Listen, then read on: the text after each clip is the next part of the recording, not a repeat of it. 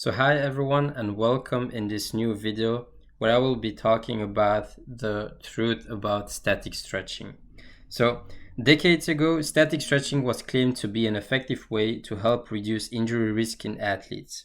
But as times change, so does our understanding of what static stretching does and does not do for our athletes. So, is stretching the golden ticket to keeping athletes healthy? No. In fact, in some cases, static stretching could cause more harm than good. So, what is static stretching? Static stretching is the process of pulling the body into a certain position and holding that position for several seconds. So, for example, 30 seconds or 60 seconds. Think of an athlete who grabs his ankle towards his butt to stretch his quad and hip. So, that's a static stretch. So how should an athlete warm up? In a static stretch, the opposing muscles of a joint are under high muscular tension.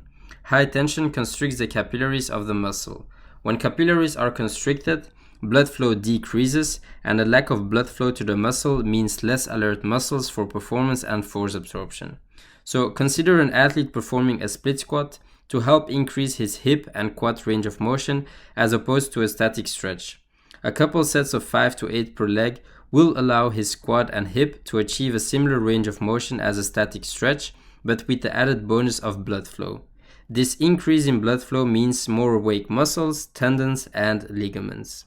Remember, increasing blood flow through movement helps prepare athletes to better produce force and absorb it during game time. Besides dynamic stretching, I already talked a lot about breath holds and how you should use them in your warm-up. So breath holding during your warm-up can be very helpful, as can practicing breathing recovery during your cool down.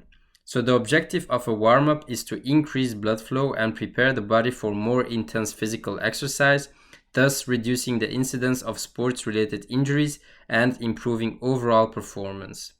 When your body is warmed up prior to exercise, the following benefits can be maximized. So the production of more carbon dioxide, improving the release of oxygen from the blood to tissues and organs, increasing VO2 max, improving endurance, and reducing the risk of injury. Secondly, the opening of blood vessels and airways allows for better blood flow and easy breathing. So if static stretching prior to activity is not so good, what about after activity? So after an athlete is done performing, the goal is to cool down to allow for a gradual decrease in body temperature. During this period, blood flow to active muscles should gradually decrease to help eliminate any accumulated metabolites and provide additional nutrients needed for fast recovery, like for example protein or carbs. So yes, static stretching can be good after intense activity. So here you can see a review about static stretching for injury prevention. So in a review in 2018, researchers concluded strength training is a superior, dose-dependent, and safe prevention of acute and overuse sport injuries. Even more, as you can see here on the picture, stretching was the only modality that provided no change in outcomes for injury reduction. So what makes strength training superior? Strength training helps not only improve joint mechanics, but it also helps improve the body's capacity to absorb higher forces. Even more, these adaptations are long-lasting and dose-dependent. This means frequency and consistency of a strength training regime will have the greatest effects on reducing injuries for athletes on long term. Let's start talking about full range of motion. So strength training at a full range of motion is highly effective at increasing flexibility and mobility. Several recent studies have found that strength training can increase range of motion equal to, and in some cases greater than, static stretching. This is something Olympic lifters have known for decades. Many Olympic lifters rarely stretch, but possess incredible mobility because they train their end ranges. So I will now give you some examples of exercises that you can start using to not only strengthen your body, but also work on mobility and flexibility at the same time. So the first one is the deficit rear foot elevated split squat. So we all know the normal, so the regular movement. So you should normally do the exercise without the box in front, but to work on and to strengthen the muscle in its full range of motion, we added the front foot elevated.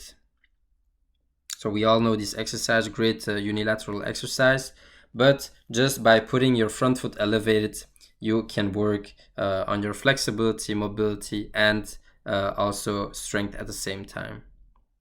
So the next exercise is the front foot elevated split squat. Same thing here.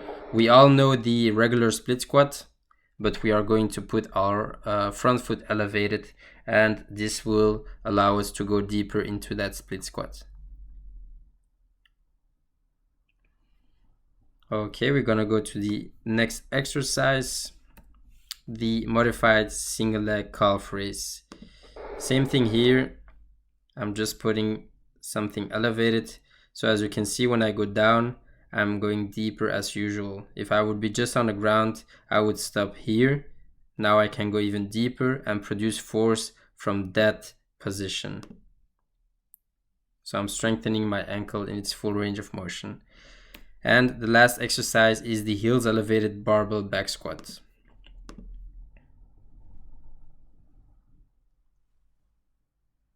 So for this exercise, there are many people who believe that the deep squat is bad for your knees and that athletes should only perform squats to parallel to reduce the stress on their knees. The deep squat is one of the most foundational human movement patterns, and the idea that it's bad for your knees goes against loads of published research. So you should just start incorporating, just elevate your heels, go deeper into your squat, produce force. You can do the same thing with a goblet squat, just put your heels elevated, and just by putting your heels elevated, it will allow you to go deeper into that squat. So 4 exercises: the deficit rear foot elevated split squat, the front foot elevated split squat, the modified single leg calf raise, and the heels elevated barbell back squat. So if you have any questions, you can just comment them below or send them on Instagram. Let me know if you have any ideas about what type of videos I should post on YouTube. I hope you like this video, and I hope you learned a little bit more about static stretching and the truth behind it. So like I said, if you have any questions, comment them below. I hope you enjoyed this video. Leave a like. Don't forget to subscribe for more videos, and we see each other on the next video. Thank you guys for listening, and see you soon.